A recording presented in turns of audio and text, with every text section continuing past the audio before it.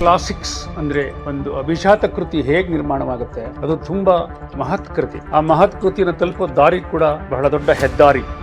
ಇಂಡಸ್ಟ್ರಿಗೆ ಬಂದು 25 ವರ್ಷ ಆಗಿತ್ತು. 25 ವರ್ಷ ಆದಮೇಲೆ ಏನು ಮಾಡಬೇಕು, ಏನಾದ್ರು ಒಂದು ಆ್ಯಕ್ಟಿವ್ ಆಗಿ ಏನೋ ಮಾಡಬೇಕಲ್ಲ ಅಂದ್ಕೊಂಡಾಗ ನಾನು ಸಿನಿಮಿನಿ ಮಾಡೋಣ ಅಂತ ಒಂದು ಕನಸು ಕಂಡಿದ್ದೆ.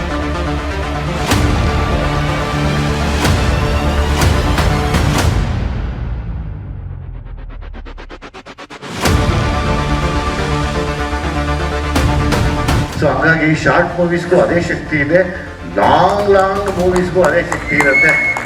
ಒಂದು ಆಡಿಯನ್ಸ್ ಇದನ್ನ ತುಂಬಾ ಪ್ಯೂರ್ ಆಗಿ ನೋಡ್ತಾ ಇದ್ದಾರೆ. That is your big moment to celebrate. ಕನಸು, ಧೈರ್ಯ, ಸ್ಪರ್ಧಾತ್ಮಕತೆ. ಚಿತ್ರರಂಗಕ್ಕೆ ಯುವ ಬರಹಗಾರರ ಅವಶ್ಯಕತೆ. ಆಸ್ ಅ ಫಿಲ್ಮ್ ಮೇಕರ್ ನಾನು ಕಿರುಚಿತ್ರಗಳು ಮಾಡ್ಕೊಂಡೆ ಕಲ್ತಿರೋದು ಕೆಲಸನ. The best way to learn films is by making films. ನಮಸ್ಕಾರ, ನಾನು ಕೈರಂ ವಾಸಿ ಅಂಡ್ ಇವತ್ತಿನ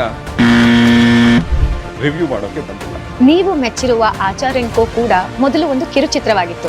ನಾನು ಈ ಸ್ಟೇಜ್ ಬರೋದಕ್ಕೆ ಅದೇ ಕಾರಣ. ಕನ್ನಡ ಕಿರುಚಿತ್ರಗಳಿಗೆ ಅಂತಾನೆ ಎಕ್ಸ್ಕ್ಲೂಸಿವ್ಲಿ ಆರ್ಗನೈಸ್ ಮಾಡ್ತಾ ಇರುವಂತ ಒಂದು ಫಿಲ್ಮ್ ಫೆಸ್ಟಿವಲ್.